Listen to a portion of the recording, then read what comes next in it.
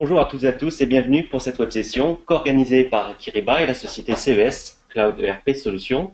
Je suis Emmanuel Quentin, responsable marketing produit chez Kiriba. Et pour animer cette session, je serai accompagné de Philippe Gaillard. Bonjour Philippe, bienvenue. Bonjour Emmanuel, bonjour à tous. Philippe Gaillard, je suis expert finance et supply chain chez CES Cloud ERP Solutions, filiale de Capgemini. Bienvenue Philippe. Alors Philippe, on a un agenda plutôt chargé pour cette web session. Donc outre le partenariat qui nous lie et le descriptif des offres que nous proposons, nous avons surtout souhaité mettre en avant la complémentarité de notre réponse face aux enjeux actuels des DAF.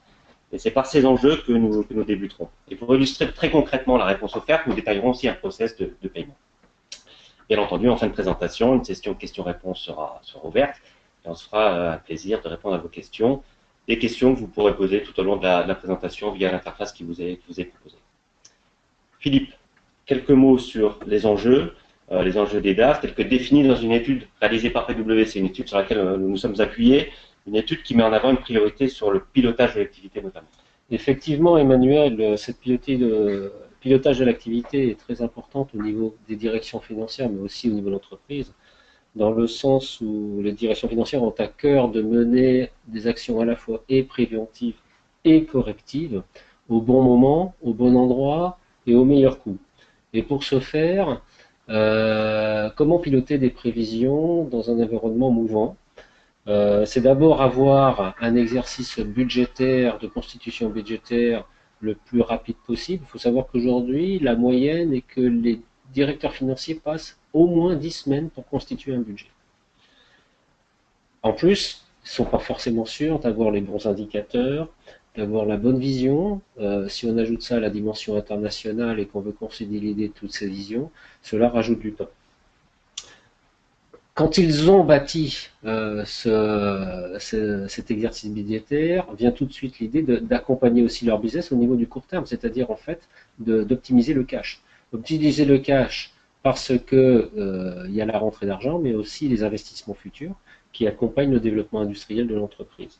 Et pour ce faire, le directeur financier doit donc se constituer comme étant un véritable business partner pour pouvoir accompagner la transformation de sa finance, de sa trésorerie, mais aussi de l'entreprise. Et pour ce faire, doit se doter des bons outils, que ce soit au niveau opérationnel, au niveau budgétaire, au niveau trésorerie. Donc, autre priorité mise en avant par l'étude de PwC, c'est l'efficacité. Donc, on entend par efficacité la capacité des équipes financières à satisfaire les attentes des clients internes, mais aussi évidemment externes, en des délais toujours plus courts et des coûts toujours minimisés.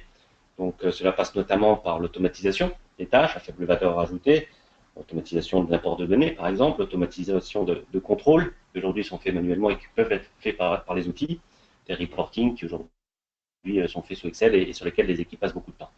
Donc l'efficacité est aussi évidemment un enjeu, une priorité à traiter par nos offres. Et puis enfin, la conformité et le contrôle. Effectivement, la conformité et le contrôle sont un élément important, et notamment c'est un des points, je dirais, que les directeurs financiers surveillent de manière très très stricte et très particulière, dans le sens où, d'après une enquête de PwC, au moins 62% des directions financières qui ont répondu à l'enquête ont fait l'objet d'une tentative de fraude. Ce qu'on appelle tentative de fraude, c'est quoi? C'est pas seulement le fait d'avoir à payer un fournisseur qu'on n'a pas prévu. Ça peut être aussi payer un avoir d'un client qu'on n'a pas prévu. Ça peut être aussi tout ce qui va être lié au fiscal, c'est-à-dire des règles non appliquées au niveau de la TVA, etc., par des pays, par exemple, dans des filiales, dans des pays émergents, par exemple. Ce qui veut dire que, d'une part, ça amène à mettre en place ce qu'on appelle la culture de la conformité, la culture de l'antifraude dans l'entreprise. Et ça, ce sont toutes les communications que peuvent avoir les directions financières dans les entreprises auprès de leurs employés. Mais c'est aussi le système qui doit permettre de tracer, de prévoir, d'appréhender, de prévoir, d'éviter ces fraudes, mais aussi de tracer les éventuelles fraudes qui pourraient survenir dans l'entreprise. D'où une idée très forte de lier l'opérationnel et la trésorerie et tous les événements qui sont engendrés par les flux opérationnels et qui ont un impact dans la trésorerie. Donc, la fraude est un sujet sur lequel on reviendra très largement. On a voulu vraiment faire un focus sur ce thème aujourd'hui.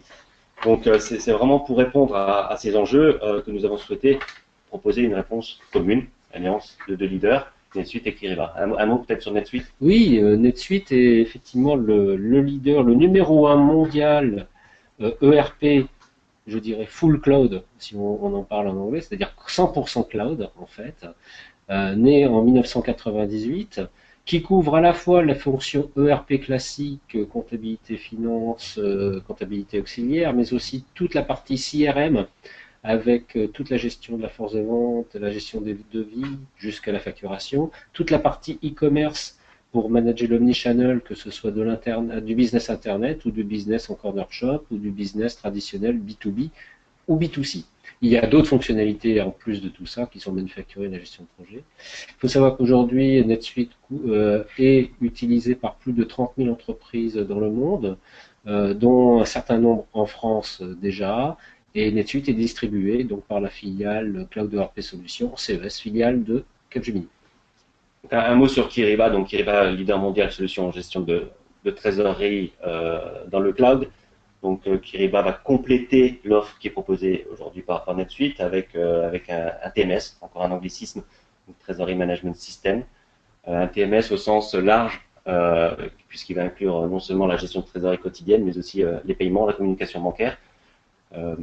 Et aujourd'hui, Kyriba donc, est présent dans le monde entier avec sa holding qui est à San Diego, en Californie. Alors, pourquoi nous avons souhaité mettre en place ce partenariat? D'abord, vous l'avez compris, par le fait d'avoir une couverture complémentaire entre le TMS et la couverture qui est proposée par NetSuite. On est vraiment sur des sujets qui sont très complémentaires, très liés. On va le voir tout à l'heure avec les interactions entre les deux plateformes. On a travaillé aussi, bien sûr, sur l'intégration des deux offres.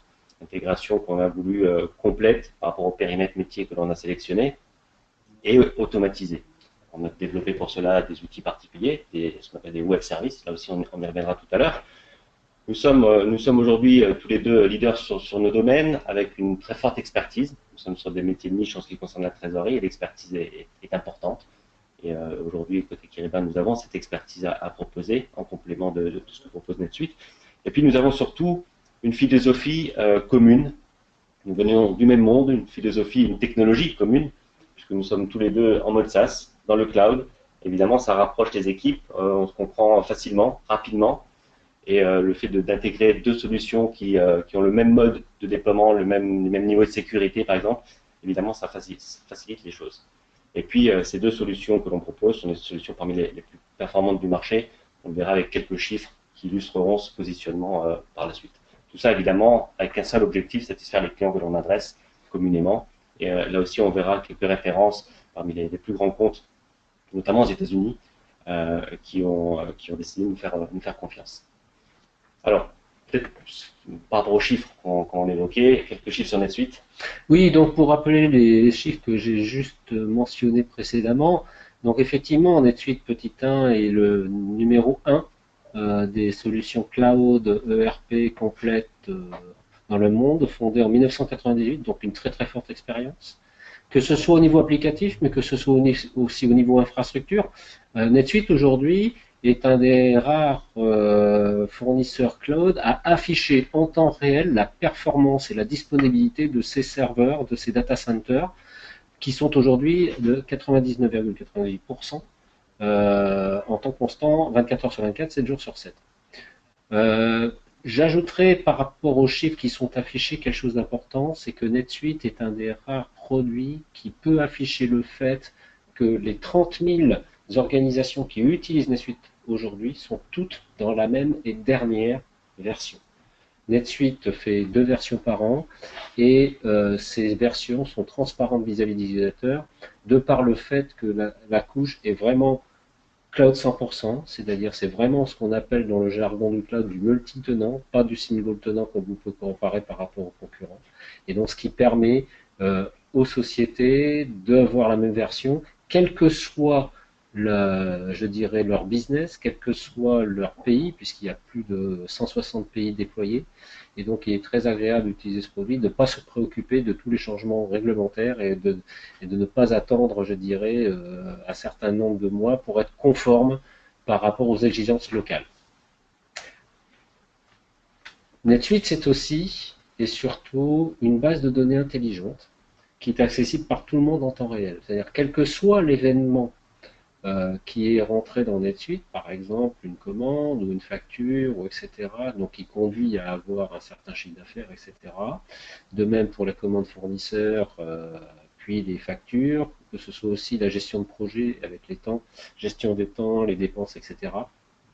Tout ceci est accessible en temps réel par le profil considéré, mais par exemple un directeur financier, où qu'il soit dans le monde, en temps réel, il va pouvoir piloter son entreprise et sa filiale et comparer en temps réel par rapport aux best practices, je dirais. Donc, c'est différents indicateurs. Ça va être le cas aussi pour un sales manager. Ça sera le cas pour un credit manager qui aura à la fois sa vision dans NetSuite, mais aussi qui l'aura 24 heures sur 24 sur tout support. Hein. Ça va être un support PC, MacBook ou bien mobile iPhone ou Android. Il aura accès à tous ces indicateurs et notamment les indicateurs que fourniront Kyriba. Donc en ce qui concerne Kyriba, on l'a dit tout à l'heure, on partage la même philosophie, la même technologie. Donc ça veut dire qu'on est capable de proposer les mêmes caractéristiques, celles que tu viens de décrire, à savoir une seule plateforme, une plateforme unique, une plateforme disponible 24/24, une plateforme qui est multi-société, multi-devise, multi-banque, multi-pays. Donc une plateforme qui est disponible dans le monde entier, qui accompagne nos clients à travers le monde dans leurs projets. Aujourd'hui, on a donc 50 000 utilisateurs qui se répartissent dans une centaine de pays. Quelques chiffres pour illustrer ces déploiements internationaux. On a une très forte expertise aussi en ce qui concerne la communication bancaire. On l'a déjà évoqué, on reviendra dessus. C'est important de pouvoir échanger avec ces banques en toute transparence et sécurité. Pour traduire cette expertise, on a aujourd'hui des connexions qui sont établies avec près de 450 établissements financiers dans le monde. 400 collaborateurs au service de nos clients, 1200 clients qui sont souvent des groupes, donc avec beaucoup d'entités, beaucoup de filiales à travers le monde. On a aujourd'hui près de 60 000 sociétés qui sont suivies dans nos systèmes. Et donc, on a un chiffre d'affaires en constante croissance. On a été nommé partenaire de l'année NetSuite en 2014. On espère évidemment à nouveau pouvoir bénéficier de cette récompense. En ce qui concerne la solution, donc on a un périmètre, on l'a dit, qui complète celui qui est proposé par NetSuite, avec bien entendu des outils de gestion de trésorerie au quotidien. On va pouvoir récupérer les relevés de compte, avoir ses positions, mais aussi aller au-delà avec une gestion prévisionnelle, pouvoir anticiper au mieux, piloter l'activité, on revient à l'introduction. On a ensuite des modules de paiement, alors, paiement et encaissement. On va gérer bien sûr les différents types de virements, et là-dessus on fera le focus tout à l'heure, mais aussi les prélèvements. Des modules de supply chain finance sur des projets de typologie un petit peu particulière qui permettent de financer les factures de ces fournisseurs et les soutenir si ils peuvent être dans des conditions financières un peu difficiles. Et puis aussi d'autres modules autour d'autres risques financiers, les risques plus métiers, les risques de change, risques de taux. On va gérer à la fois les transactions et les couvertures liées à ces opérations. Il y a aussi des entreprises souvent internationales qui sont exposées au risque de change très, très couramment. On a les outils pour suivre ces risques et les gérer. Et puis bien sûr la dette, les financements, placements, court, moyen, long terme, qui sont évidemment intégrés dans la plateforme. Tous ces modules métiers reposent sur un hub de connectivité qui va gérer l'ensemble des échanges entre la plateforme Kyriba et les autres acteurs externes, évidemment les banques avec lesquelles on va se connecter au quotidien, pour à la fois récupérer des informations de type relevé de compte, mais aussi pour en envoyer. C'est typiquement le cas des paiements. Et puis aussi faire le lien entre les autres systèmes que peut posséder le client, et notamment NetSuite. On va aussi travailler avec d'autres fournisseurs, des fournisseurs de données, puisqu'on va valoriser nos opérations sur des cours de change, sur des taux d'intérêt qu'on va récupérer au quotidien. Donc tout ça est ordonnancé, sécurisé par notre hub de connectivité. Voilà un bref aperçu de la solution. Si on revient sur les interactions entre nos deux plateformes, sur le périmètre sur lequel on a travaillé, nous avons décidé de relever un certain nombre de flux. Donc d'abord les ordres de paiement. Donc on va pouvoir récupérer l'ensemble des ordres de paiement et de prélèvement qui sont initiés côté NetSuite, les récupérer dans la plateforme Kyriba. Ça va être le cas aussi des prévisions. Toujours sur le focus pilotage de cash, on va récupérer l'ensemble des événements qui génèrent des flux sur les comptes pour pouvoir les positionner dans des outils de Kyriba. Et puis dans l'autre sens, on va, pour des opérations qui sont initiées côté Kyriba cette fois-ci, Je pense notamment au placement-financement, par exemple, aux équilibrages de comptes. On va pouvoir générer des écritures comptables pour qu'elles puissent être comptabilisées dans NetSuite. Pour opérer ces échanges, nous avons développé donc des outils particuliers qui s'appellent des web services avec un NetSuite Bridge qui va permettre de séquencer et sécuriser, automatiser là aussi l'ensemble des échanges entre les deux plateformes. Et puis à l'autre bout de l'échiquier, j'allais dire, on retrouve évidemment les banques, partenaires essentiels, les banques à qui on va transmettre des ordres, récupérer les statuts de paiement aussi, et puis bien sûr les relevés de compte au quotidien. Voilà pour le schéma global des échanges et des interactions qui ont été développés entre les deux plateformes. Alors, illustration peut-être avec sur les prévisions. Oui, tout à fait. Donc, en ce qui concerne les prévisions, donc il faut savoir que tout événement de gestion dans NetSuite va déclencher en fait la mise à disposition d'indicateurs temps réel, comme on peut le montrer au travers de l'écran, par exemple. Un tableau de bord du directeur financier disponible à la fois sur son PC mais aussi sur son mobile. Ces événements, ce sont quoi? Ce sont par exemple, je crée un devis, je passe une commande. Sur une commande, je vais avoir une date d'échéance. À partir de cet instant-là, j'ai à la fois mon événement qui va alimenter donc mes indicateurs pouvant être comparés à mes budgets opérationnels, que ce soit pour les ventes, les achats, pour une gestion de projet, les travaux en cours, etc. Mais ces événements vont être aussi interprétés, je dirais, dans Kyriba, et Emmanuel va le montrer juste après. Auparavant, ce que je tiens à souligner, c'est que ces événements sont traçables multi-sociétés, multi-entités, multi-départements, dans la devise aussi, et donc on est capable de tracer ceci dans n'importe quelle devise de la société ou du groupe, en USGAP, en IFRS, etc. Et donc la conséquence, c'est qu'effectivement, grâce à ces événements qu'on alimente, on va pouvoir les envoyer dans Kyriba. Et Emmanuel, tu peux montrer le résultat par exemple. Voilà, on est encore sur des caractéristiques communes, c'est-à-dire des solutions qui sont disponibles sur Internet, sur mobile aussi. Évidemment, on va récupérer tous les événements qui génèrent des flux sur les comptes dans Kyriba pour les consolider, avoir une position globale, une position de trésorerie, complétée par la position bancaire qu'on va récupérer à travers les relevés de compte. On va pouvoir gérer ces prévisions sur un horizon défini. Alors, le trésorier travaille plutôt sur des horizons assez courts, mais il va pouvoir gérer l'horizon sur lequel il travaille et consolider l'ensemble des informations de ses filiales pour avoir une position globale et complète. Là encore, multi-devises, multi-sociétés, multi-banques, on va pouvoir mixer toutes ces caractéristiques et obtenir des reportings adaptés au contexte.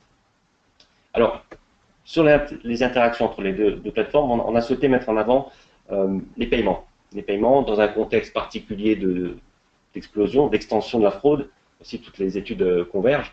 Et donc, il nous semblait intéressant de mettre en avant ce processus sur lequel nous avons travaillé pour l'automatiser et le sécuriser de bout en bout. Et c'est ce qu'on va vous montrer dès maintenant. Alors, le schéma global, c'est on retrouve les ERP d'un côté. On travaille côté Kyriba avec une multitude de ERP. On est interfacé avec un grand nombre de solutions. Et bien sûr, on est interfacé avec NetSuite. On a des clients qui ont une multitude de solutions. Alors, des ERP, mais pas seulement. On peut aussi se connecter à des outils de RH, par exemple, pour gérer la paie. Donc, on a ces connexions et l'environnement du client d'un côté. On a à nouveau le monde bancaire de l'autre. Et l'idée, c'est de pouvoir avoir une solution qui apporte une vraie valeur sur les paiements, une valeur qui se traduit notamment par la mise au format des fichiers, parce que pour connecter une banque, pour envoyer des informations à une banque, il faut évidemment parler le même langage que les banques, et ça passe par la connectivité multi-options. Nous sommes capables de parler plusieurs langages, des langages locaux, c'est le cas des Ditran en France, c'est le cas des Ditran en Israël, pardon, des BIX en France, pour le coup, BAX en Angleterre par exemple. Donc notre plateforme et notre fameux hub de connectivité que j'ai évoqué tout à l'heure est capable de parler ces différentes langues avec les banques, dans ce monde bancaire si particulier. Mais une fois qu'on a défini la langue avec laquelle on va parler, encore faut-il envoyer des bonnes informations. Et là, ça passe par les fichiers, le format de fichiers qu'on va envoyer, le contenu des fichiers. Et pour ce faire, Kyriba dispose d'une bibliothèque de formats de fichiers sur laquelle on a travaillé en complémentarité avec les banques, bien sûr. Donc, de la valeur ajoutée sur les formats, une forte expertise sur la connectivité bancaire, et sur les paiements eux-mêmes, on va là aussi pouvoir générer d'autres fonctions, apporter aux clients d'autres fonctions à valeur, notamment les workflows de validation. on les détaillera tout à l'heure. L'idée, c'est de pouvoir sécuriser en interne un maximum les flux qui sortent, puisqu'on est vraiment sur un flux extrêmement critique. On est sur du paiement. Le paiement, c'est-à-dire quoi? C'est-à-dire qu'on va demander à sa banque d'exécuter un ordre de débit de ses comptes pour créditer un tiers externe. Donc quelque chose de très sensible. Et évidemment, la sécurité est au cœur de ce type de projet. On a aussi la possibilité de suivre en temps réel les paiements. Donc on récupère des informations auprès des banques sur les statuts, puisqu'on voit très bien côté entreprise ce qui se passe. On le voit un peu moins quand c'est côté bancaire. Et si on veut plus de visibilité sur ce qui se passe côté bancaire, les banques mettent à disposition des fichiers particuliers qu'on va pouvoir récupérer au fil de l'eau et alimenter un tableau de bord des paiements côté Kyriba pour avoir en temps réel le statut d'exécution des paiements, y compris côté bancaire. Donc voilà quelques fonctions qui vont être proposées aux clients, donc des formats, et puis aussi une fonction, la fameuse gestion POBO, donc paiement pour le compte de. Donc on est dans une fonction qui peut être utilisée dans le cadre de centralisation où la holding paye pour le compte de ses filiales. Donc on est sur un paiement un petit peu particulier là aussi. Et on a bien sûr les fonctionnalités adaptées. Autre point avant de passer sur le processus lui-même, c'est la base tiers. Donc il y a évidemment une base tiers côté des outils, côté ERP et côté NetSuite, on le verra tout à l'heure. On va aussi pouvoir avoir une base tiers côté Kyriba. L'idée est de pouvoir faire un double contrôle, un contrôle supplémentaire, puisque les informations qui vont être transmises vont contenir des coordonnées bancaires, des informations sur le tiers, qui vont pouvoir être contrôlées par rapport à la base tiers de Kyriba. Donc, contrôle supplémentaire, renforcement de la sécurité, bien sûr, tout ça en mode automatisé, sécurité 100% SaaS. Donc voilà pour le schéma global. Si on zoome maintenant sur les paiements, on va détailler le workflow jusqu'à la banque, avec évidemment ce workflow né côté NetSuite, avec une première action qui est la demande d'achat. Oui, effectivement, donc si on veut sécuriser le flux de paiement, on doit commencer d'abord par bien gérer, je dirais, ses achats, en commençant par les demandes d'achat. Les utilisateurs vont créer des demandes d'achat qui vont être regroupées en une ou plusieurs commandes. Les commandes, après approbation des acheteurs, regroupées en une ou plusieurs effectivement commandes qui font l'objet de plusieurs livraisons, qui vont faire l'objet de une ou plusieurs factures. Quand la facture arrive, scannée ou pas en PDF, en EDI, etc., est rapprochée automatiquement ou manuellement et donc déclenche un circuit d'approbation des factures auprès des approbateurs concernés. Et donc pour ce faire, va faire l'objet à ce moment-là d'une demande donc de paiement, laquelle demande de paiement va faire l'objet d'un bon de paiement dès l'instant où la facture est approuvée pour paiement. On constate ici que ce bon pour paiement, qui a un certain numéro, lequel est rattaché bien évidemment à la demande à une certaine banque que l'on aura paramétrée dans NetSuite en liaison avec Kyriba. Ce bon de paiement va se retrouver tout de suite après dans Kyriba. Donc là, on voit sur l'écran, alors peut-être juste précédent quand même pour cibler les informations, on voit donc sur côté NetSuite, on est en train d'effectuer un paiement pour un fournisseur qui s'appelle Nikon pour un montant de 6 700 $. Et c'est évidemment ces informations qu'on va retrouver, l'interface va se déclencher et on va retrouver ces informations côté Kyriba. Donc on retrouve à l'import, donc évidemment le même enregistrement qui est passé par les contrôles, notamment le contrôle de la base tiers. Les informations qui ont été transmises par NetSuite ont été contrôlées côté Kyriba, ont été validées conformes, et donc le paiement se retrouve dans un statut qui est prêt à être validé. Donc l'étape suivante, c'est évidemment la validation de l'ordre. Donc là, on est déjà dans le workflow de validation. D'accord ? On peut évidemment paramétrer ce workflow, grande flexibilité, plusieurs niveaux, de 1 à 3, avec éventuellement des backups. On va à ce moment-là notifier les valideurs pour qu'ils puissent valider l'ordre en question. Si le valideur en question a rempli dans le calendrier de la solution qu'il était absent, on va se retourner sur son backup. On peut paramétrer plusieurs relances. L'idée, c'est qu'ils se connectent à l'application et qu'ils appliquent une validation par mot de passe, par exemple, sur les ordres qui ont été intégrés dans Kyriba. Donc ça, c'est un premier niveau de validation. Une fois que les ordres sont validés, on va créer une remise. Une remise qui contient plusieurs ordres. Donc, dans les montants que vous voyez à l'écran, on retrouve évidemment l'ordre en question de 6 700 $. Et sur la remise, on va pouvoir appliquer un workflow complémentaire. Donc on est sur la validation de la remise cette fois-ci, avec les mêmes caractéristiques, 3 niveaux de validation possibles, des niveaux de validation, je ne l'ai pas dit sur les ordres, mais qui sont complètement paramétrables. C'est-à-dire qu'on va pouvoir définir un workflow par société, par devise, par type de paiement aussi. On a souvent des workflows assez classiques en entreprise où on a un premier niveau de validation pour des ordres jusqu'à un certain montant, et puis un autre type de workflow pour des montants supérieurs à 100 000 par exemple. Donc une grande flexibilité dans le paramétrage de ce workflow, possibilité aussi de valider sur mobile, une vraie souplesse pour des managers par exemple qui sont à ce niveau de validation. Sur ces 2 niveaux de validation qui sont évidemment des options, qui sont paramétrable, on l'a dit, on est sur ce qu'on appelle la validation interne, donc la validation reconnue au sein de la société qui a paramétré ces différents processus de validation. Il y a un processus et un niveau de validation supplémentaire qui est la signature électronique. On peut rajouter une couche liée à la signature électronique, donc avec l'utilisation d'une clé que vous voyez à l'écran, qui vient se plugger sur l'ordinateur avec un code PIN. On appelle ce dispositif validation externe tout simplement parce qu'il est reconnu côté bancaire. Les informations qui vont être contenues dans ce niveau de validation vont être transmises aux banques et les banques vont évidemment contrôler. Si par exemple sur des montants de 100 000, plus de 100 000 euros, on décide d'avoir 2 signataires, il va falloir que l'on précise ces informations côté bancaire et elles vont être contrôlées à réception des informations. Ce qu'on appelle les fameux pouvoirs bancaires avec un module que Kyriba met à disposition aussi pour gérer l'ensemble des droits du personnel sur les comptes. Donc une fois que ce paiement a été validé, on va bien sûr le transmettre en banque. On va passer par l'hub de connectivité. On va là aussi être sur des échanges très normés. On est dans le monde bancaire encore une fois, avec des caractéristiques très précises sur l'échange. L'authenticité de l'échange pour être sûr que l'identité du signataire soit retrouvée de manière certaine côté bancaire. Côté infalsifiable, non réutilisable, inaltérable, non répudiation, ce sont des caractéristiques très fortes de l'échange entre le corporate et la banque, qui sont évidemment respectées dans les protocoles que l'on utilise.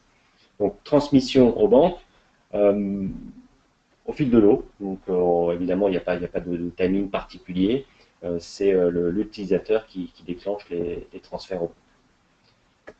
Arrivé à la banque, évidemment l'ordre s'exécute. L'objectif, c'est de pouvoir aussi continuer à le suivre côté entreprise.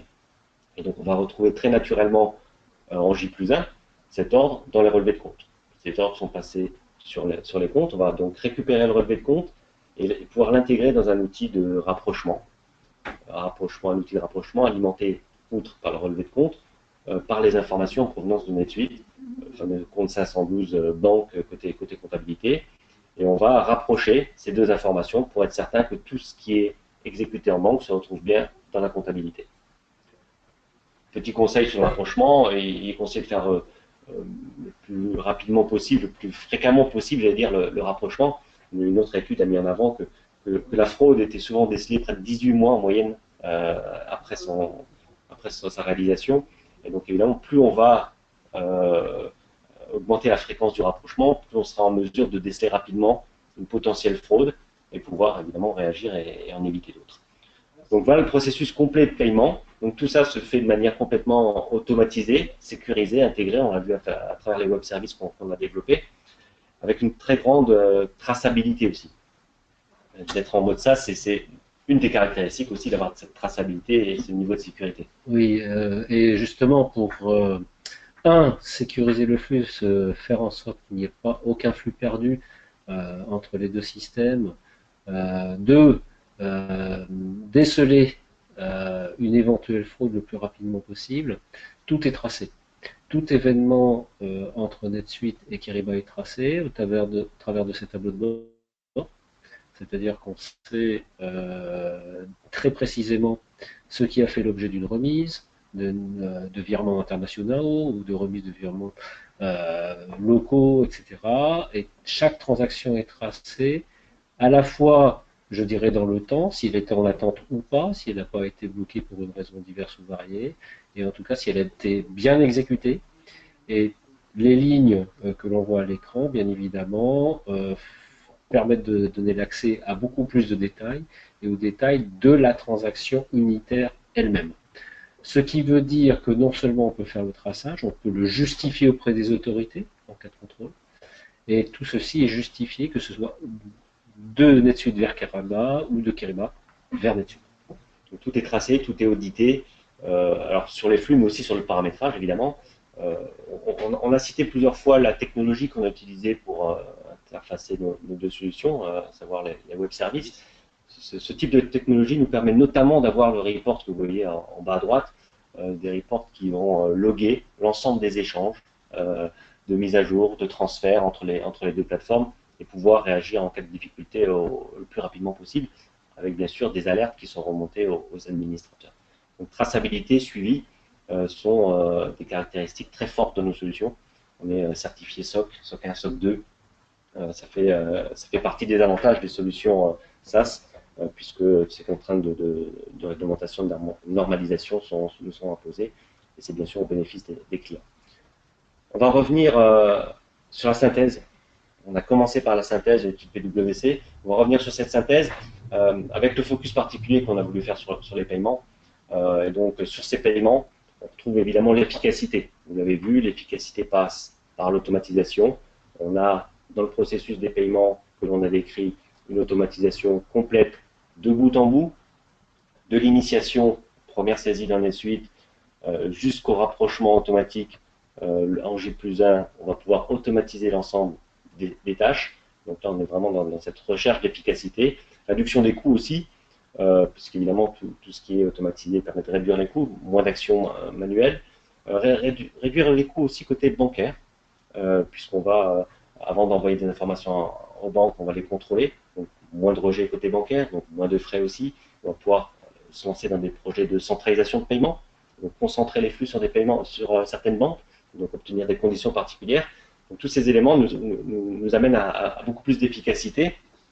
Sur la conformité et le contrôle, là aussi, on l'a vu très largement sur les workflows qui sont proposés. On est sur un workflow de validation complet, sécurisé, multiniveau. Alors évidemment, ce qu'on a montré est optionnel. On peut très bien appliquer un seul niveau, la signature électronique par exemple, mais on peut, dans certains cas, sur des virements très sensibles, multiplier les niveaux de validation et l'application de différentes personnes au sein de l'entreprise. Alerte et audit, là aussi on a largement décrit ce qui a été fait, tout est audité, tout est tracé sur la plateforme. Donc on est en contrôle complet de ce qui est fait sur ces deux outils.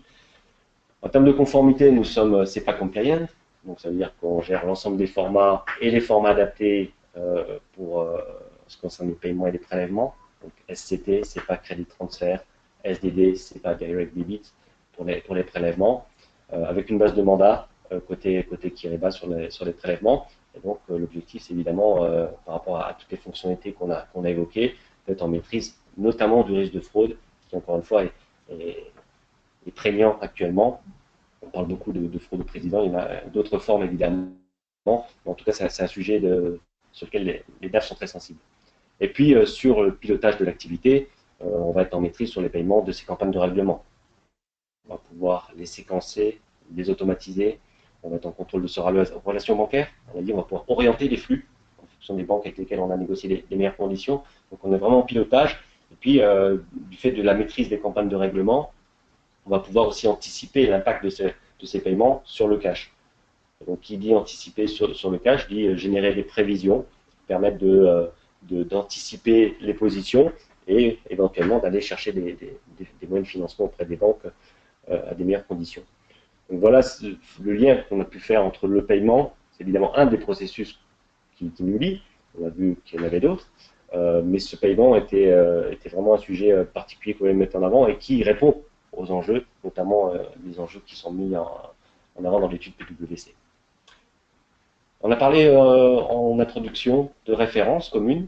Peut-être un mot sur ces références? Oui, parmi ces références, donc on va retrouver plusieurs sociétés, que ce soit dans le B2B ou dans le B2C, des sociétés qui sont dans le monde du voyage, comme American Express Global Business Travel, dans le monde de l'archivage électronique et l'échange d'informations, documents divers et variés comme Dropbox, dans le monde aussi très B2C, que la plupart des gens connaissent en France comme Groupon, par exemple, à la fois les échanges côté paiement fournisseur pour les fournisseurs qui les concernent, mais surtout tout ce qui est prélèvement, des abonnements ou des interéchanges entre particuliers et fournisseurs de prestations. Dans le monde de la technologie, comme Lucille, dans le monde de tout ce qui est outlet, Hometown, objets connectés avec Sears, tout ce qui va être bien lié par exemple aux plateformes de leasing dans l'aéronautique. Donc vraiment une diversité des références.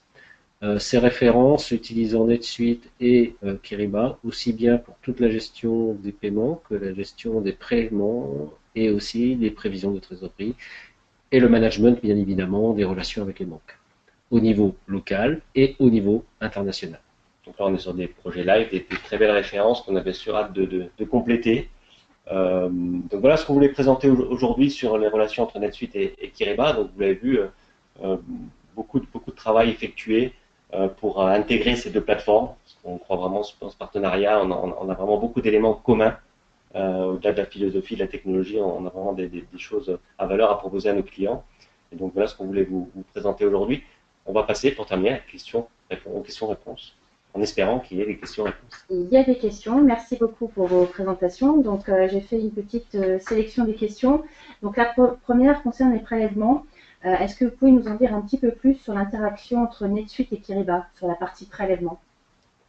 Oui, on a évoqué les prélèvements, notamment les prélèvements SEPA, SDD tout à l'heure.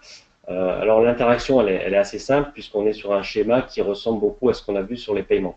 C'est-à-dire que l'ordre de prélèvement est initié côté NetSuite avec une information particulière qui est le RUM, donc la référence unique de mandat, qui doit être complétée côté NetSuite. Et ces ordres de prélèvement sont transmis par le même processus, par les mêmes outils Web Services côté Kyriba. Kyriba qui va faire le lien entre l'ordre qui arrive et le mandat qui correspond, pour évidemment s'assurer qu'il y a un mandat qui correspond.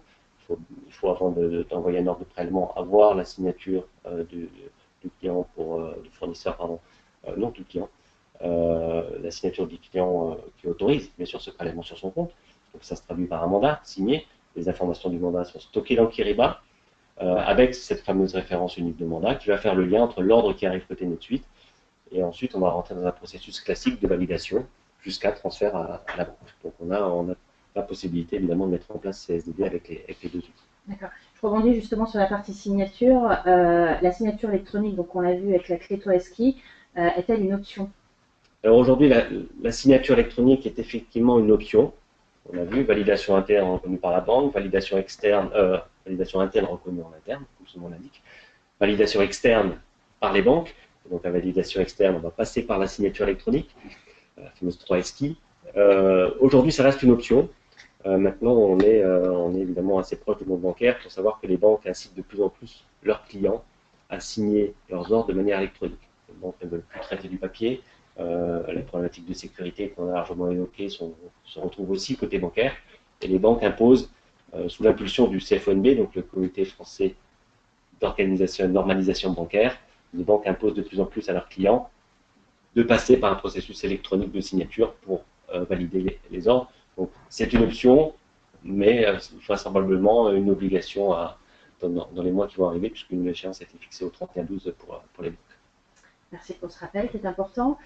Et une dernière question, orientée très trésorerie pour le coup, entre l'intégration entre les deux solutions, donc NetSuite et Kyriba, en quoi cette intégration permet aux entreprises d'améliorer leur cash à court terme?